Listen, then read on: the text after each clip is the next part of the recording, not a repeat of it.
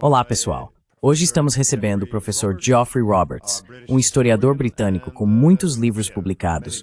Um dos mais recentes é este aqui, A Biblioteca de Stalin, que é, acho eu, um dos meus favoritos. Então seja bem-vindo de volta ao programa.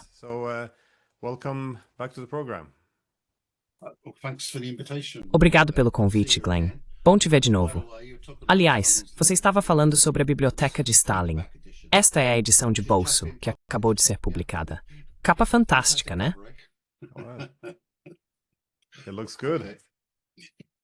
Parece bom. Bem, é bom que você seja historiador, porque muitas vezes a história pertence à política. Sempre foi uma das minhas preocupações que quando você olha para o trabalho das relações internacionais, há 60 anos, metade dele seria composta por relatos históricos. Hoje em dia, isso meio que desapareceu, e por isso se perde um componente importante. Por outro lado, quando os políticos trazem a história à tona, tendemos a vê-la sendo usada de maneiras mais criativas. Ou seja, a história é usada ou deturpada, muitas vezes para servir a objetivos políticos, mas também para formar identidades.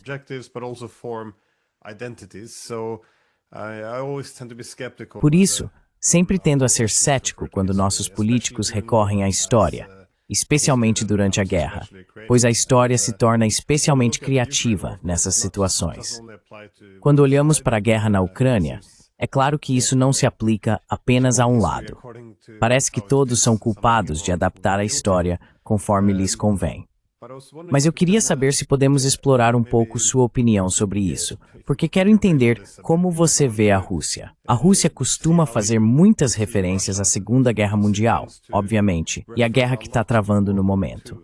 Eu até vejo às vezes que, em algumas cidades que foram tomadas, eles chegam a hastear uma bandeira soviética. Isso acontecia mais antes, hoje em dia nem tanto. Mas como você interpreta essa inclinação para a história da Segunda Guerra Mundial do lado russo durante essa guerra?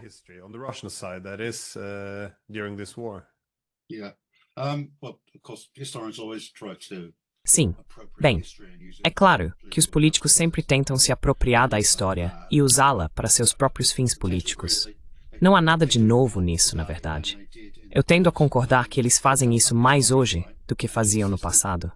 Você sabe, alguns historiadores realmente os ajudam nesse processo de apropriação indevida, e há outros historiadores que contestam isso e veem seu papel como corrigir e apresentar visões alternativas às versões politicamente manipuladas do passado. E certamente vimos isso de forma bastante evidente no contexto da guerra na Ucrânia. Então, ok, temos o que você poderia chamar de narrativas atuais sobre a guerra, mas também temos, coexistindo com elas e conectadas a elas, narrativas históricas, certo?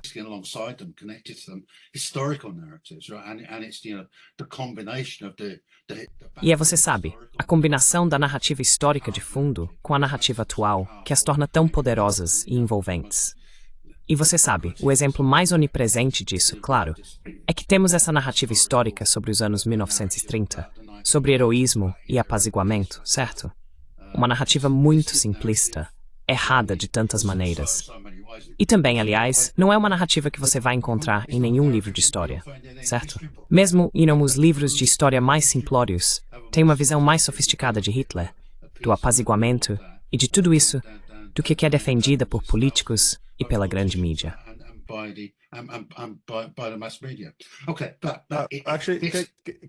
Certo. Na verdade, você pode tirar alguns momentos para explicar como você vê esse período, porque isso é uma parte importante. Parece que nossos políticos no Ocidente vivem eternamente na década de 1930. E novamente é uma narrativa importante, porque se você se apoia nessa história, então a negociação é sempre vista como apaziguamento e a guerra se torna a solução. Por isso sempre mencionamos Munique quando queremos vender uma guerra ao público. Mas você disse que essa própria história é em certa medida deturpada. Ouvi Jeffrey Sachs dizer a mesma coisa. Como você acha que a história de Munique foi manipulada?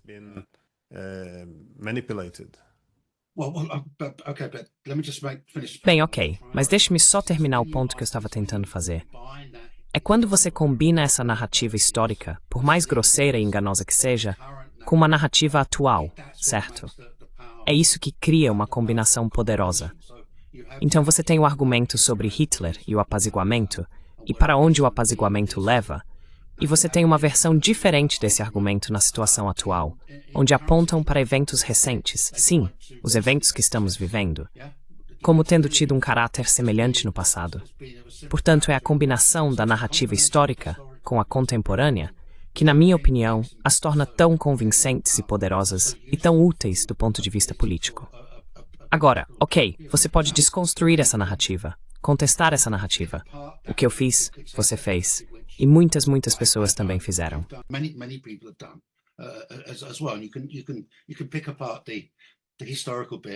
E você pode dissecar a parte histórica e pode dissecar a parte atual. E basicamente é preciso fazer ambos. Mas acho que o ponto que estou tentando destacar é que precisamos reconhecer o quão poderoso esse discurso é e tem sido na formação da ação política, em particular da ação política ocidental. E também até certo ponto, em menor grau, mas até certo ponto, da opinião pública, das percepções populares sobre o que tem acontecido na guerra. Certo, mas voltando à sua pergunta. Ok, então por onde começar? Sabe, normalmente meu ponto de partida é este. Hitler. Então Putin não é como Hitler. Hitler era um nazista, um racista, um genocida. Hitler queria a guerra. Essa era toda a sua visão, toda a sua orientação política. Hitler não queria ser apaziguado. Hitler não era nada disso. Desculpe, Putin não é nada disso. O que Putin é? Putin é tanto um apaziguador quanto alguém que quer ser apaziguado.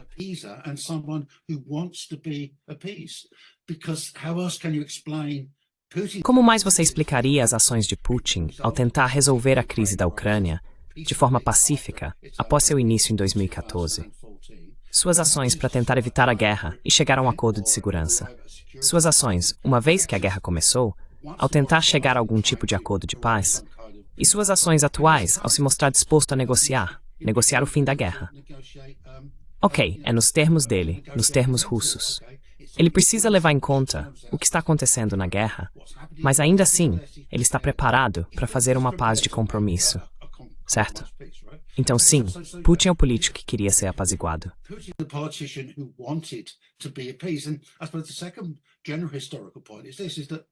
E suponho que o segundo ponto histórico geral é o seguinte: não há nada de errado, em princípio, com a política de apaziguamento. Depende de quem você está apaziguando e com quais objetivos. O problema de apaziguar Hitler era que ele não queria ser apaziguado, e isso apenas adiou a inevitabilidade de um confronto com Hitler no final dos 1930. Agora, há alguns historiadores que argumentam que, na verdade, adiar esse confronto não foi algo tão ruim assim, que isso teve uma finalidade. Mas a crítica ao apaziguamento dos anos 1930 era que ele foi equivocado tanto na avaliação de Hitler quanto nas possibilidades de se fazer a paz com ele.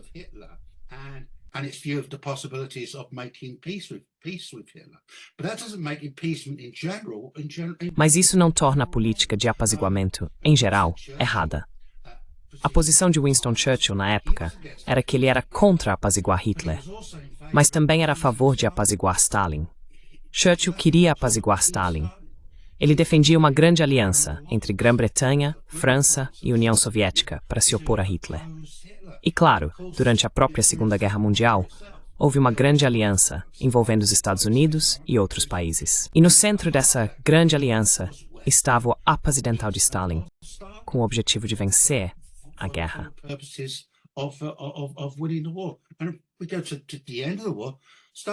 E se olharmos para o final da guerra, Stalin estava disposto a adotar uma política de apaziguamento em relação ao Ocidente, até certo ponto, como parte de seu projeto de coexistência pacífica no pós-guerra e da continuidade da Grande Aliança após o conflito.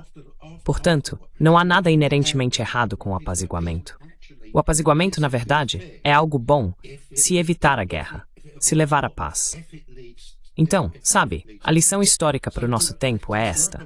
Precisamos desesperadamente de apaziguamento agora. É disso que precisamos. Precisamos de apaziguamento. Precisamos de apaziguamento em relação a Putin. E também, até certo ponto, olhando pelo outro lado, deve haver um grau de apaziguamento do nacionalismo ucraniano também, para que se possa chegar a algum tipo de acordo de paz.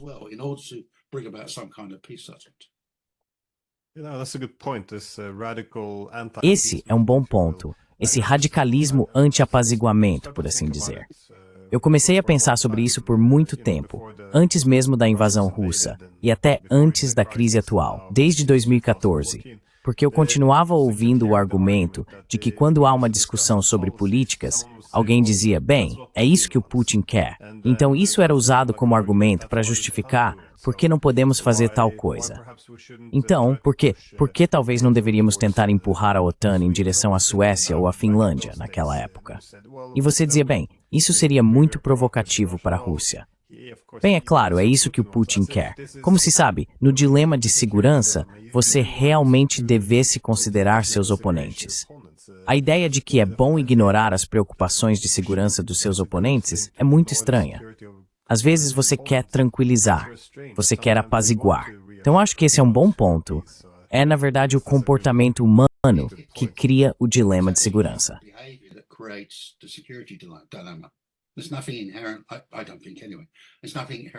Não há nada inerente, pelo menos eu acho.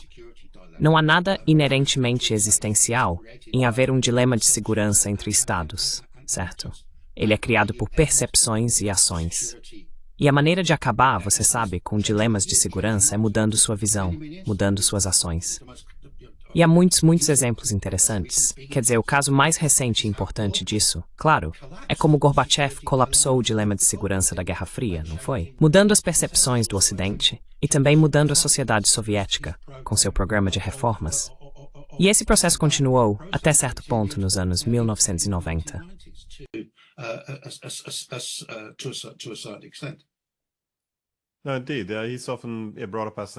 Não, de fato. Ele é frequentemente citado como exemplo de como mitigar dilemas de segurança, porque realmente fez muitas declarações apontando que, bem, talvez mais armas não nos tornem mais seguros, pois isso só provoca uma reação contrária do Ocidente. Então vamos fazer essa redução unilateral e assim o Ocidente ficará mais tranquilo. E isso era visto como o caminho para a paz. Mas isso também pode ser considerado apaziguamento, eu acho.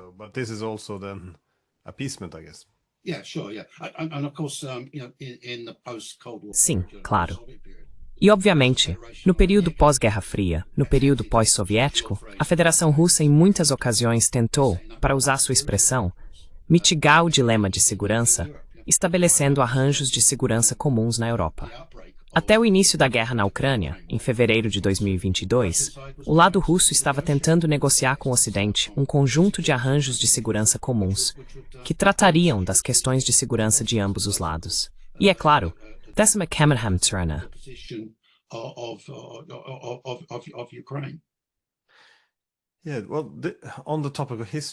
Sim, bem, sobre o tema da história, os anos 1990 são um período fascinante, porque não é exatamente história antiga, mas ainda assim é história que parece ter sido completamente esquecida. Se você voltar aos anos 1990, parecia que todos os líderes de Estado nos Estados Unidos e na Europa estavam falando sobre a mesma coisa, arquitetura de segurança, e o que significaria expandir a OTAN. Estaríamos cancelando os acordos por uma arquitetura de segurança inclusiva? Reviveríamos a lógica da Guerra Fria? Alienaríamos os russos? Estaríamos nos preparando para um conflito no futuro?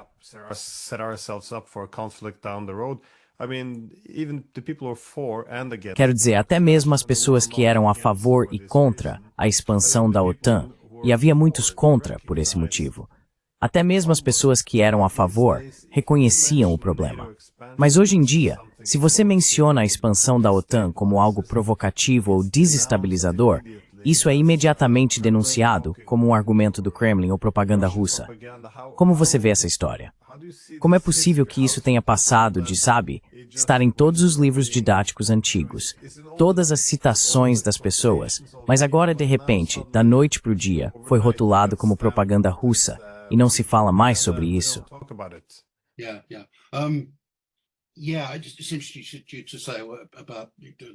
É interessante você mencionar isso sobre a forma como as pessoas reagem às críticas à expansão da OTAN.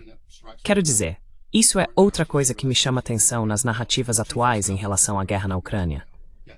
Na verdade, duas coisas.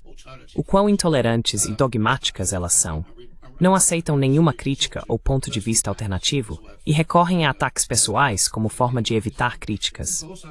Mas também a falta de reflexividade, de autorreflexão, a falta de consciência de que é uma história que estão contando, de qual é a natureza dessa história e de quais podem ser os problemas dessa narrativa.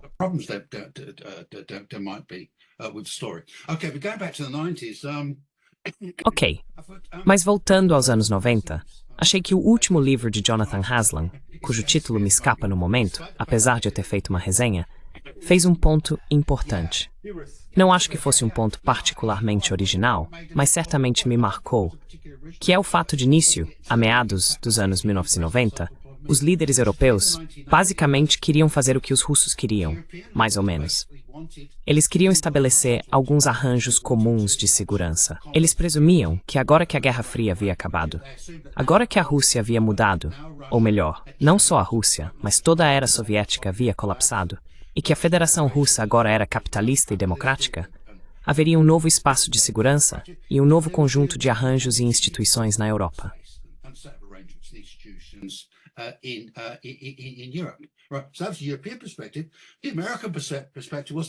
Essa era a perspectiva europeia. A perspectiva americana era que eles queriam a continuidade das estruturas existentes, basicamente da OTAN, porque era através da existência da OTAN que os americanos tinham influência no contexto europeu. Além disso, eles viam a expansão da OTAN como uma extensão dessa influência, que era o que estava acontecendo do lado americano. Claro, havia oposição a isso também nos Estados Unidos. Mas é por isso que a força motriz da expansão da OTAN, se estamos falando do Ocidente, Europa Ocidental e Estados Unidos, vem dos Estados Unidos, não da Europa Ocidental.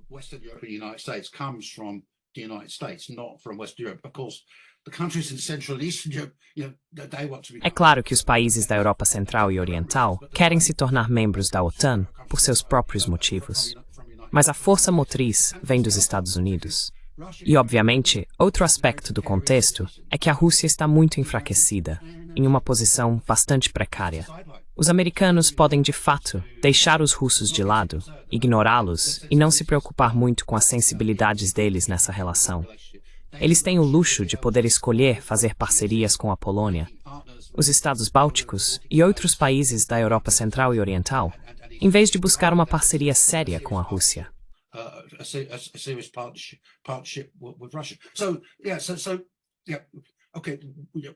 Então sim, ok. Estamos em um momento particular agora, e uma das questões fundamentais que moldaram isso foi a expansão da OTAN e a mudança no caráter da OTAN, e obviamente como isso impactou as relações com a Rússia. Mas não há nada de inevitável nisso. Quero dizer, isso foi uma questão de escolhas políticas, feitas nos anos 1990. Havia caminhos alternativos que poderiam ter sido seguidos. E ainda existem caminhos alternativos. Ok, mais difíceis de encontrar, mais difíceis de realmente percorrer, com certeza. Mas ainda assim, as possibilidades que existiam nos anos 1990, até certo ponto, de muitas maneiras existem hoje.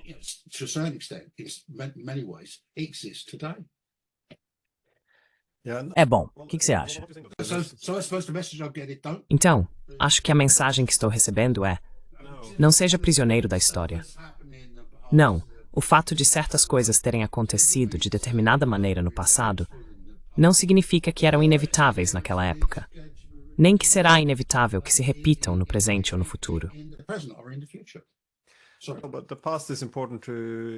Mas o passado é importante se você quer identificar por que estamos na situação em que estamos. Então, por exemplo, sobre a expansão da OTAN, como você disse, foi vista como oportunista porque a Rússia estava fraca e estava ficando ainda mais fraca. Não havia necessidade de levar em conta suas preocupações de segurança. Quero dizer, isso é algo que muitas pessoas no governo Clinton também reconheceram. Então a Rússia está fraca.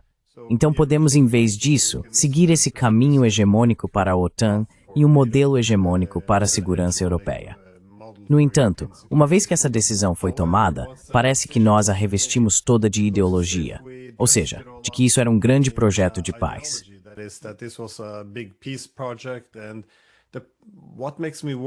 E o que me preocupa quando nossos políticos começam a falar sobre valores em vez de interesses ou políticas é que valores não podem ser contestados.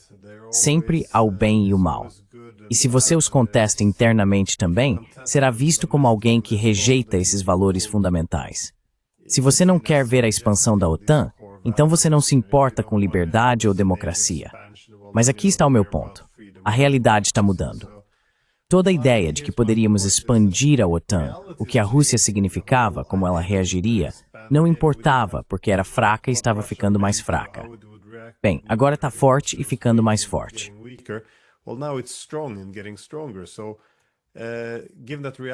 Então, dado que a realidade mudou, nossas políticas também deveriam mudar. Devemos olhar para aquela decisão que tomamos nos anos 90 e dizer, ok, talvez agora precisemos lidar com uma arquitetura de segurança europeia quebrada.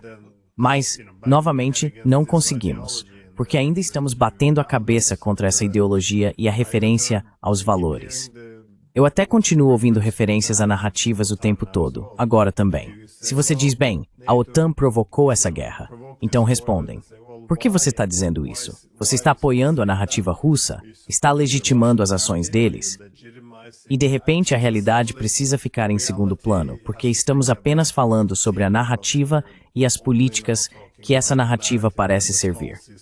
É simplesmente um lugar muito absurdo para se estar agora, onde a realidade objetiva e a história não são mais vistas como problemáticas, exceto na medida em que não apoiam a narrativa contemporânea.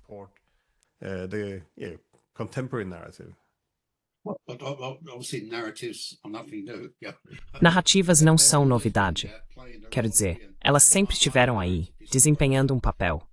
Sabe, eu sou um historiador de narrativas, então, do meu ponto de vista particular, a existência humana é caracterizada por narrativas. Historiadores contam histórias, escrevem narrativas sobre o passado, porque é assim que a história é assim que a vida é. Mas o que aconteceu nos últimos 20 ou 30 anos é que houve um crescimento na consciência sobre narrativas, não é? Há muito mais discussão explícita sobre e identificação real de narrativas. Quero dizer, uma coisa boa sobre esse aumento da consciência narrativa é que as pessoas estão muito mais atentas para identificar a existência de narrativas. Então, acho que isso aguçou as percepções e ajudou a aprimorar a análise.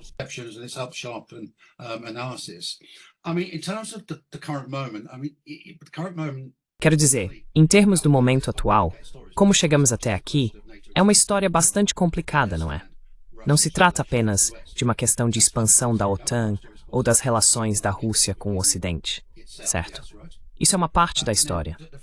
A outra parte, claro, é o que está acontecendo na própria União Soviética, sim? E então a terceira parte é, obviamente, a história muito particular das relações da Rússia com a Ucrânia e também, em especial, do que está acontecendo na Ucrânia. Quero dizer, não devemos subestimar as dinâmicas internas da crise ucraniana e, de fato, da guerra na Ucrânia. Então, na verdade, é uma história bastante complicada, que é muito difícil, impossível, sabe, de compreender ou apresentar em termos de algum tipo de narrativa simplista, né? Qual era o seu outro ponto?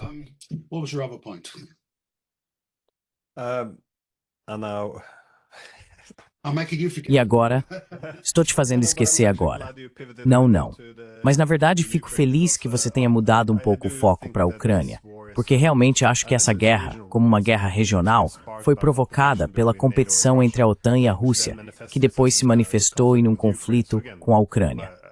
Então, novamente, agora é uma guerra por procuração.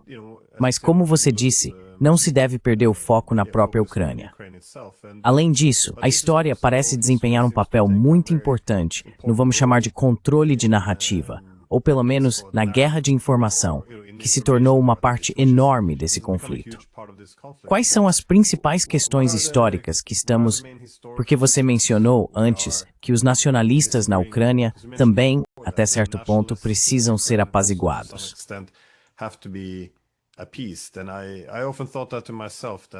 E eu frequentemente pensava comigo mesmo que um dos erros que os russos cometeram foi quando continuaram insistindo, sabe? Somos um só povo, somos iguais, temos a mesma origem, todos viemos da Rússia de Kiev. Um problema central nisso é que uma vez que você diz que são o mesmo povo, a soberania pode ser questionada. Qual é o sentido disso? Então, ao dizer somos o mesmo povo o tempo todo, which soa bem para as pessoas no leste da Ucrânia, para as pessoas no oeste, isso pode inflamar sentimentos nacionalistas, porque você quer abraçar uma identidade nacional que mostre que você é distintamente diferente do outro.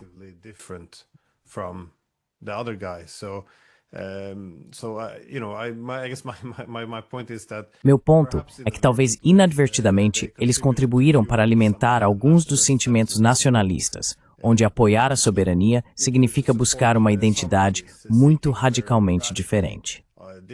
Estou pensando então nos bandeiristas, os nacionalistas mais extremos, fascistas, como quer que se queira chamá-los.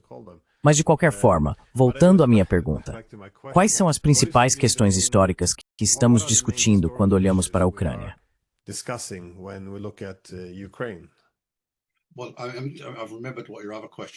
Bem, eu lembrei qual era a sua outra pergunta, que é sobre como as narrativas geralmente são ideologizadas, certo? E são guiadas por valores, sim. Exatamente. E é isso, claro, que as torna tão poderosas e envolventes.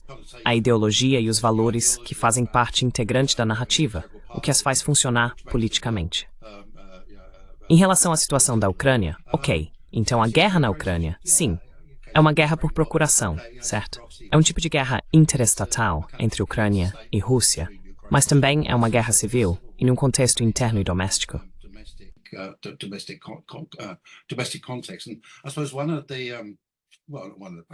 E eu suponho que uma das paradoxos, que é meio óbvio na verdade, é que a própria guerra intensificou as divisões e polarizações dentro da Ucrânia e também fortaleceu elementos radicais dentro da Ucrânia. O mesmo é verdade para a Rússia. Também fortaleceu elementos radicais lá. Então, sabe, uma operação militar que foi planejada para resolver um dilema de segurança, se é que podemos chamar assim, mas também, ao mesmo tempo, para salvaguardar os interesses e valores dos elementos pró-Rússia na Ucrânia, na verdade, teve muitos resultados negativos. Então, sim, presumivelmente, eu acho que a Rússia vai vencer a guerra. Haverá um desfecho em que a Rússia vencerá em algum sentido significativo.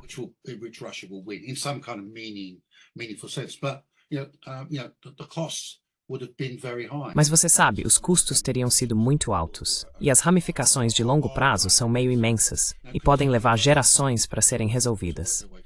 Sim, mas sobre a questão da história, bem, quero dizer, você me pergunta, quais você vê como os principais pontos ou questões históricas? O problema é, por onde começar? Em cada ponto, a história é contestada. Existem visões alternativas, narrativas alternativas, conjuntos alternativos de fatos ou versões dos fatos. E é por isso que, quer dizer, não sei sobre a sua experiência, mas nos últimos 3 anos, achei muito difícil ter qualquer tipo de conversa adequada com apoiadores pró-Ucrânia no Ocidente, certo? Do tipo mais extremo.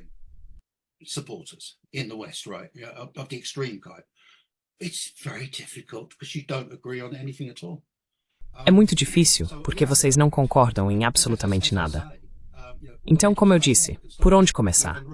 Você pode começar com a Rus de Kiev e a discussão sobre se eles eram originalmente um só povo ou povos separados, a versão ucraniana da Rus de Kiev e a versão russa.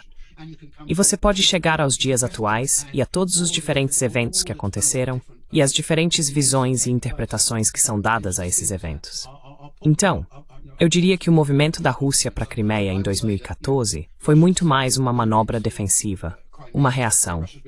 E também aconteceu, pelo menos em parte, sob a influência dos próprios crimeanos, separatistas da Crimeia, que na verdade não queriam fazer parte da Ucrânia, queriam fazer parte da Rússia, e aproveitaram o momento.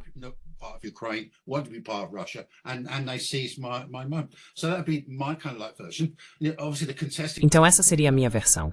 Obviamente, a versão contestada seria: não, tudo isso faz parte dos esforços de Putin para recriar o Império Soviético, o Império Russo, parte do expansionismo russo, esse tipo de coisa.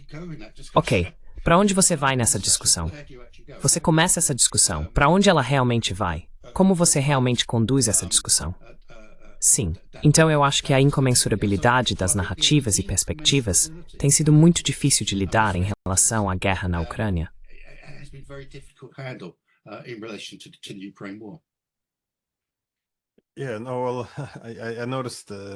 Percebi o mesmo ao discutir essa questão. Por exemplo, nesse tema, argumenta-se que os russos estão simplesmente tentando restaurar a União Soviética, que eles não reagiram a nada, que foi tudo agressão. Mas se você perguntar, bem, nenhum líder russo ou qualquer pessoa em Moscou falava sobre anexar a Crimeia antes do golpe, então como isso se encaixa nessa história? Então não há resposta. Não há resposta. Mas há muita raiva se a narrativa ideológica é questionada e pouca disposição para debater.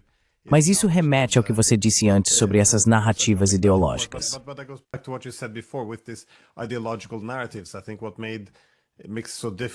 Acho que o que torna tão difícil no Ocidente hoje desafiar qualquer coisa que a OTAN diga é porque isso se tornou tão importante para nossa própria identidade, para a ordem mundial, para a forma como vemos o mundo. Após a Guerra Fria, quando formamos a hegemonia liberal, que você sabe, o Ocidente dominaria, mas seria um hegemon benigno, beneficiaria o mundo todo, seríamos uma força para o bem. A expansão da OTAN foi a manifestação dessa ideia. Ou seja, não precisamos de um sistema de segurança inclusivo. Não precisamos levar em conta as preocupações de segurança dos russos.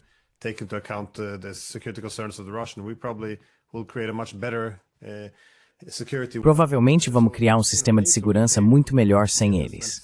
Então, sabe, a OTAN se tornou, sim, isso é a manifestação de quase uma religião de Estado. É impossível realmente criticar o que foi feito. É algo bastante extremo. Mas sobre o tema da história, para destrinchar isso, o que você acha da história do Putin? Porque desde Tucker Carlson até os ensaios que ele escreve, ele sempre mergulha em sua longa história. Muitas vezes recebe uma condenação generalizada no Ocidente, mas se você analisar a história, é bastante razoável. Eu não vi, não tenho certeza, claro, pode ser conveniente para os interesses atuais, mas como você vê a qualidade histórica, por assim dizer, do que ele escreve?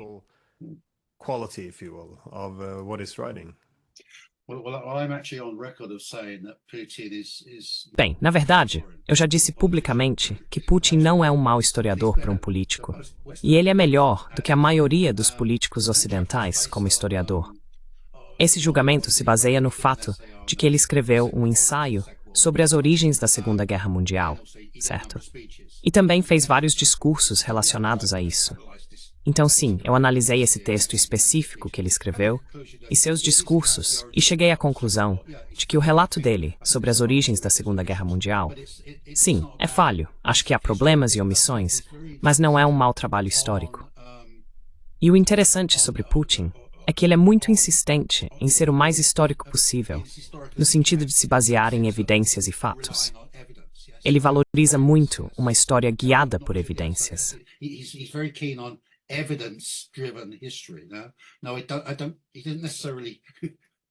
Não, ele não necessariamente.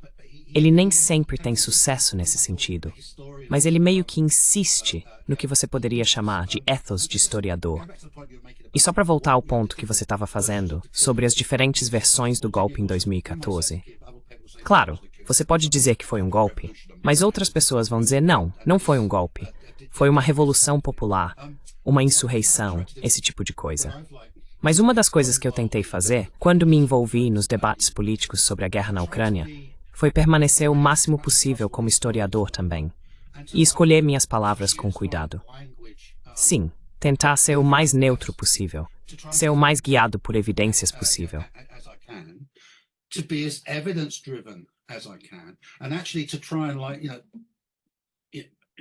E, na verdade, tentar, sabe, apresentar informações e argumentos que realmente informem as pessoas. Sim, então, sabe, tentar informar o debate, além de, obviamente, acrescentar um pouco de intensidade com a minha visão particular. Certo, então, existem essas narrativas e visões polarizadas que não se comunicam muito bem entre si. Mas é possível, é preciso tentar encontrar uma linguagem e formulações que pelo menos permitam que os dois lados se comuniquem até certo ponto. Sim, então, o Putin, eu diria, para um político, vamos deixar claro esse qualificativo, ainda é um historiador bastante bom. Claro, o outro grande texto histórico que ele escreveu foi aquele sobre a unidade histórica da Rússia e da Ucrânia.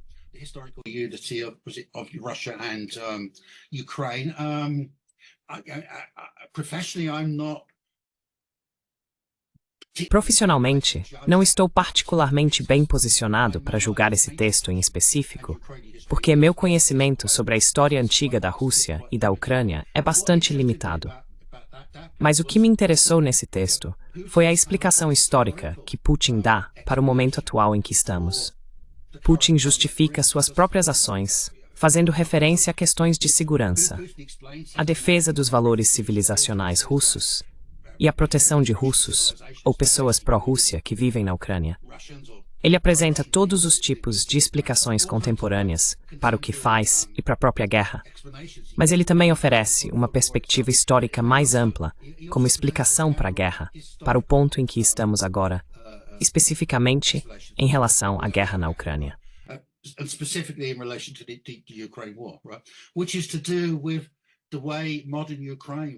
Isso tem a ver com a forma como a Ucrânia moderna foi construída ou reconstruída após a Revolução Russa, certo? E ele diz que a maneira como isso aconteceu e como as fronteiras foram desenhadas teve o efeito, e também a política dos próprios bolcheviques em relação à questão nacional, teve o efeito, acho que essas são as palavras que ele usou, de incubar um nacionalismo ucraniano virulento, né? Que então, com o tempo, e especialmente no período pós-soviético, se torna um projeto anti-Rússia, ou seja, o projeto de transformar a Ucrânia em uma anti-Rússia. Então o Putin tem uma perspectiva de longo prazo. Ele tem uma narrativa de curto prazo. Eu tive que ir à guerra porque era algo necessário naquele momento.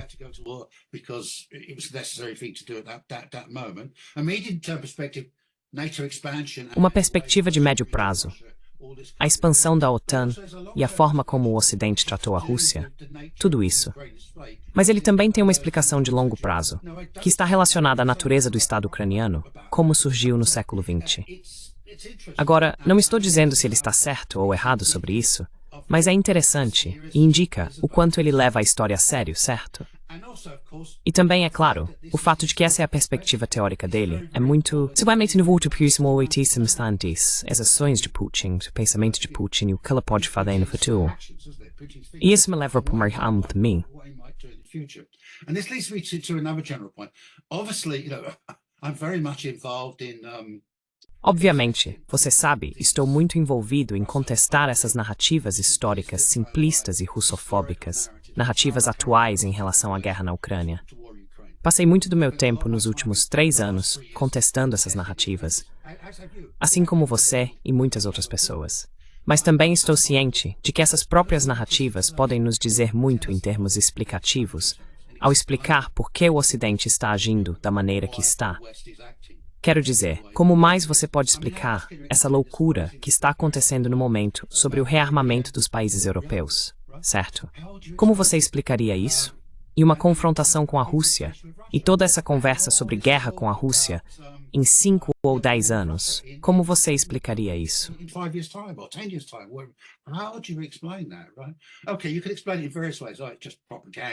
Ok, você pode explicar isso de várias maneiras. É só propaganda, ou é só política. Mas também é porque alguns deles, e também pessoas do meio militar, estão imersos nessas narrativas, essas narrativas históricas e atuais. Então eles realmente acreditam na narrativa de Hitler e do apaziguamento. E realmente acreditam na ideia de que, nos últimos 20 anos, mais ou menos, estamos vivendo uma espécie de repetição dos anos 1930. Ou pelo menos, há uma boa analogia histórica aí. Então, embora estejamos contestando essas narrativas, e é um grande trabalho porque elas são tão onipresentes, precisamos também ter cuidado para aprender com elas, em termos de nossa própria compreensão do que está acontecendo no momento atual.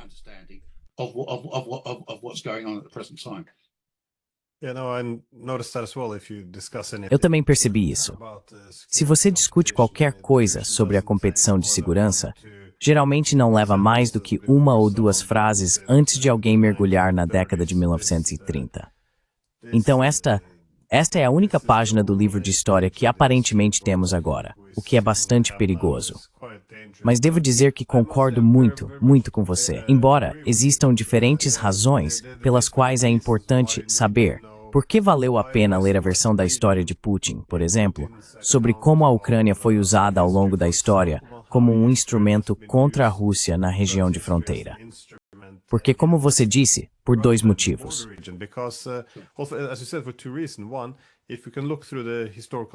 Primeiro, se pudermos analisar as evidências históricas, seria útil se todos tivéssemos a mesma compreensão histórica, ou pelo menos ver até que ponto podemos ter uma compreensão semelhante ou comum para que vivamos na mesma realidade. Mas, o segundo ponto é também observar, como você disse, como o presidente Putin vê o mundo. Porque é possível perceber, bem, digamos como ele vê a Alemanha atualmente. Pois a Alemanha, na Primeira Guerra Mundial, buscava muito obter controle sobre a Ucrânia, que também poderia ser usada como instrumento contra os russos. Na Segunda Guerra Mundial foi a mesma coisa, com a cooperação deles com diferentes organizações nacionalistas.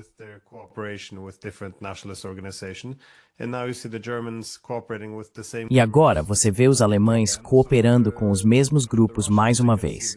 Então, para os russos, eles conseguem enxergar essa continuidade histórica, que os alemães meio que voltaram a isso. Portanto, quando alguém faz ligações com os fascistas, não são apenas slogans baratos, eles realmente acreditam nisso. Se você observa isso ao longo dos últimos 100 anos ou mais, como essa região geográfica e as pessoas que vivem lá podem ser vistas como uma ferramenta útil contra eles, é muito convincente. É difícil imaginar que isso não influencie, eu acho, o pensamento político em Moscou.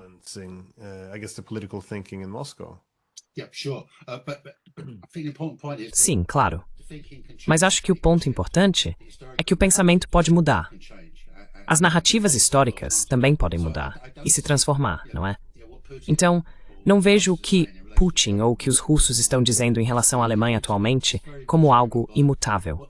Isso é muito influenciado pelo que os alemães estão realmente fazendo, pelo que o governo alemão está dizendo, pelo grupo atual de líderes políticos alemães. Existe um certo grau em que essas narrativas históricas, ou essas narrativas são muito poderosas, envolventes e têm consequências, mas também são meio superficiais no sentido de que são efêmeras, podem se tornar menos importantes, acabar meio que marginalizadas.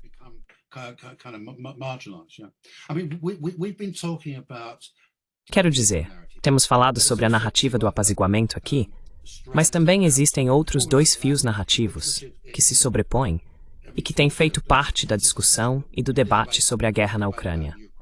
O segundo é o que você poderia chamar, então, além da narrativa do apaziguamento, temos a narrativa da Guerra Fria, certo? Que vê o que está acontecendo agora como uma espécie de extensão ou repetição, ou algo assim, da Guerra Fria entre a União Soviética e o Ocidente. E acho que ela é construída muito em termos de liberalismo versus autoritarismo. Agora, o interessante dessa narrativa é que ela já era predominante muito antes da crise na Ucrânia estourar, certo?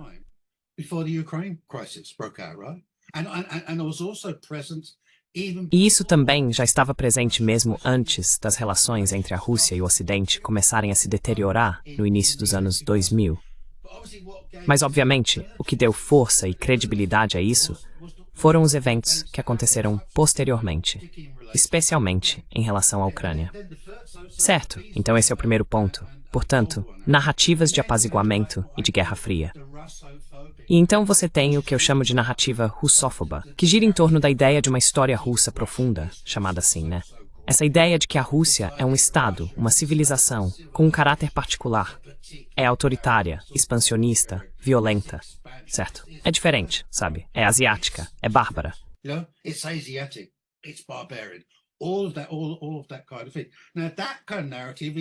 Tudo isso, esse tipo de coisa. Agora, esse tipo de narrativa é uma narrativa eterna, certo? Ela remonta a centenas de anos, na verdade. Mas, novamente, são os eventos contemporâneos e a forma como eles estão ligados a narrativas atuais sobre acontecimentos recentes que deram mais força a ela no presente.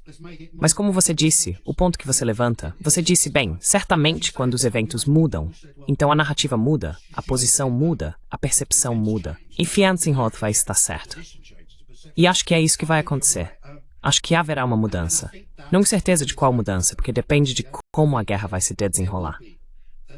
I'm not sure what shift because it depends on how the war pans out. But I think, for example, Mas sim, eu acho que, por exemplo, se isso for esperança falando aqui, mais do que otimismo, se houver algum tipo de acordo para encerrar a guerra na Ucrânia a curto prazo, isso terá um enorme impacto na aceitação dessas narrativas sobre as quais estamos falando. Porque veja, se houver um acordo de paz, por mais odioso que possa ser para a Ucrânia, como você explicaria a ideia de que não se pode apaziguar Putin, de que ele está determinado à expansão, quando você acabou de ter que lidar com isso? Houve algum tipo de acordo. Então eu acho que sim, em algum momento, a realidade realmente tem o efeito de, não de colapsar, mas de corroer essas narrativas, ou pelo menos o poder delas. Então espero que as coisas melhorem do nosso ponto de vista, num futuro não muito distante.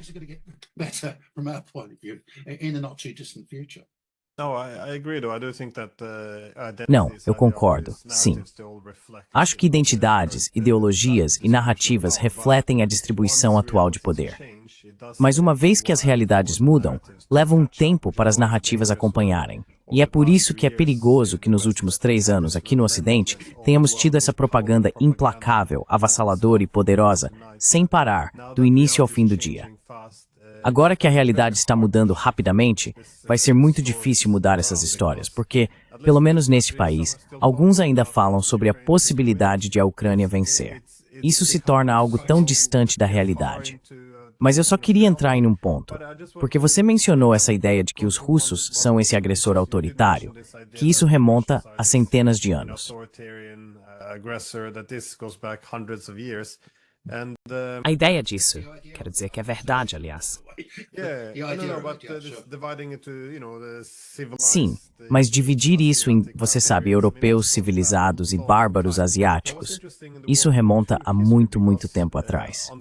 O que foi interessante na história da Segunda Guerra Mundial, especialmente no tema do revisionismo histórico, é que notei algo acontecendo por volta de 2008, 2009, mais do que antes. Os europeus, especialmente, começaram a se referir à Segunda Guerra Mundial como tendo sido iniciada não apenas pelos nazistas, mas também pelos soviéticos. Eles começaram a reimaginar toda a guerra como um conflito entre democracias e estados totalitários.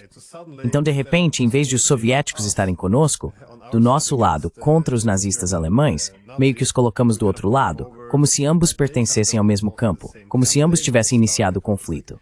E novamente justificamos isso. Você sabe, de repente, o Pacto Molotov-Ribbentrop se torna a principal evidência para apoiar esse novo revisionismo histórico. Eu queria saber sua opinião sobre isso, porque é algo que aparece o tempo todo.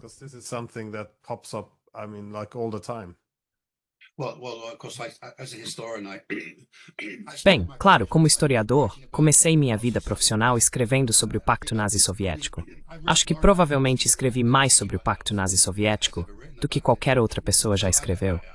Então fiquei chocado ao ver que todas essas coisas, essas narrativas, esses argumentos, que eu achava ter refutado e banido há 30, 40 anos, agora voltaram à tona. Sim, e acho que você está certo. Obviamente, 2008, 2009 foi um momento chave, porque você está chegando ao fim. Mas tem o aniversário de Munique, claro, e depois o aniversário do início da Segunda Guerra Mundial, em 2007. Acho que isso reflete a crescente influência de nacionalistas da Europa Oriental, da Europa Central, nacionalistas bálticos, nacionalistas poloneses e nacionalistas de outros países.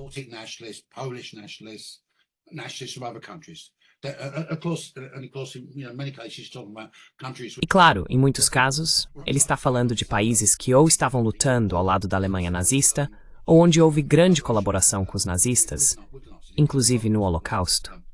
E claro, isso se aplica especialmente aos bálticos, então acho que há um fator político aí. Mas também o que estava acontecendo na época, porque em 2008 você tem a chamada Guerra Russo-Georgiana, não é? Sim, sim, sim. Acho que isso alimenta, dá vida a essa narrativa sobre a agressão da Rússia. Agora, claro, sabemos que não foram os russos que iniciaram aquelas hostilidades. Foram os georgianos.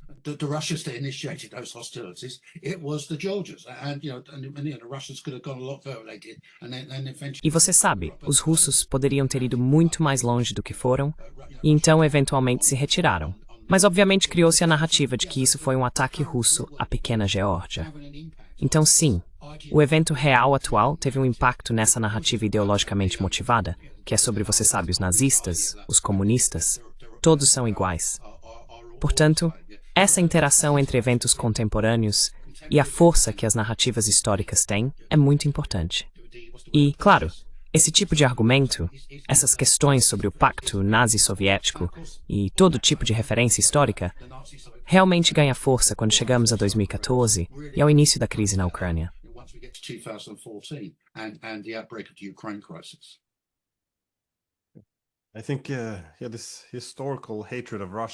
Acho que esse ódio histórico à Rússia tem um enorme impacto na incapacidade de encontrar qualquer paz na guerra da Ucrânia. E é por isso que acredito que vamos acabar com uma paz muito feia, ou uma paz ruim. Se você voltar antes de 2014, a única coisa que os russos pediam era a neutralidade da Ucrânia, ou seja, que não a tornassem parte da OTAN. Depois de 2014, eles, claro, exigiram a Crimeia e também autonomia para o Donbás em Minsk. Após 2022, a situação escalou ainda mais. Eles reconheceram o Donbás, depois também passaram a reivindicar Kherson e Zaporizhia. E ainda assim, mesmo agora, não há paz, e eles não conseguem vencer a guerra.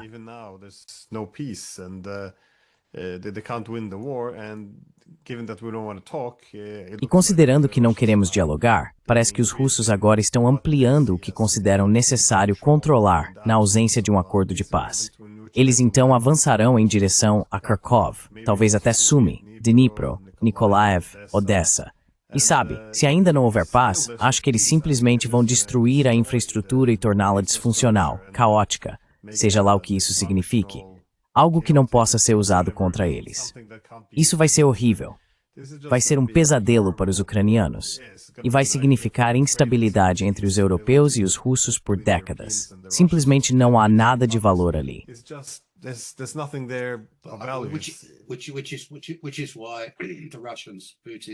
É por isso que os russos Putin precisam terminar isso rapidamente e fechar um acordo, se possível, incluindo um acordo que envolva concessões do lado russo. Porque se não fizerem isso, vão se deparar com o tipo de cenário que você acabou de descrever, o que não é do interesse deles. E além disso, esse é um cenário no qual as narrativas ocidentais anti-Rússia, em suas várias formas, continuarão existindo. E as políticas que elas sustentam também continuarão.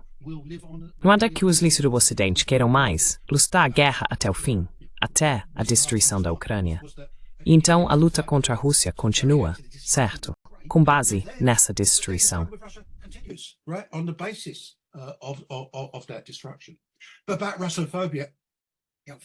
Mas, sobre a russofobia, eu penso sobre a russofobia, é algo muito, é enraizado e emocional em certos sentidos, mas como fenômeno geral, é um fenômeno muito impulsionado politicamente.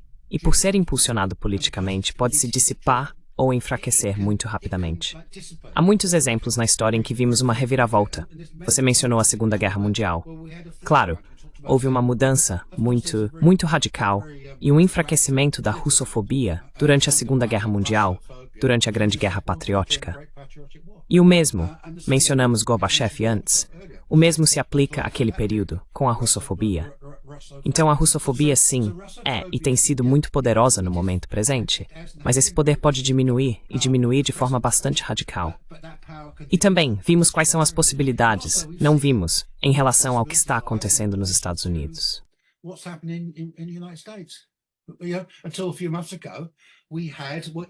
Até alguns meses atrás, tínhamos o que você poderia descrever razoavelmente como um governo dos Estados Unidos russofóbico. Uma administração presidencial onde políticos russofóbicos estavam no comando, em maior ou menor grau. Isso mudou radicalmente, não foi? Nos últimos meses, temos uma administração que, pelo menos coletivamente, abandonou a russofobia e quer fazer acordos com a Rússia, quer estabelecer uma boa relação de trabalho com a Rússia. Então, isso é uma grande reviravolta, não é?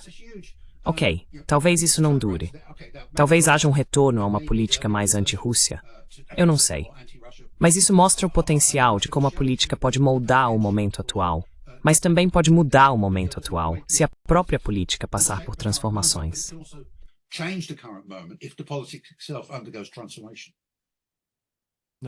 Não, acho que você está certo. Não se deve ficar muito Bem, as narrativas podem ser mudadas, sim. And also, I think, let's not.